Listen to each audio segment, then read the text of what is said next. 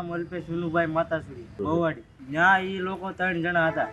3 બાઈઓ હતી. બે બાઈઓ થોડીક આગી હતી અને આ બાઈ જે વ્યક્તિ કંટોલામાં વેણતી હતી ને એને નીચે જોયેલું પેલા પણ કાંઈ દેખાણું નહીં. પણ નીચે જે સુરંગમાં આ દીપડો બેઠેલો આને કાંઈ દેખાણું નહીં. ઉપર જે અરણી હતી અને અરણીમાં એમાં વીણતેલી.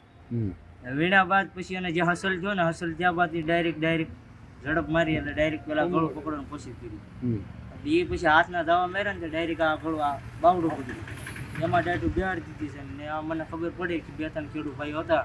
હું થોડોક આગો હતો ખબર પડી એવું ડાયરેક્ટ આની પર લઈને વીવો ગાડી હતા. ઘટના બની 10 પોણા 11 બસ. અહીંયા સરકારી દવાખાને આવ્યો પેલા મારા જે ધણી હતા ને એને કોન્ટેક્ટ કર્યો. મારી પાસે મોબાઈલ નતો, મારો મોબાઈલ ઘરે પડ્યો. પેશન્ટની હાલત બહુ કહેવાય એમ નથી કાંઈ ખાસ.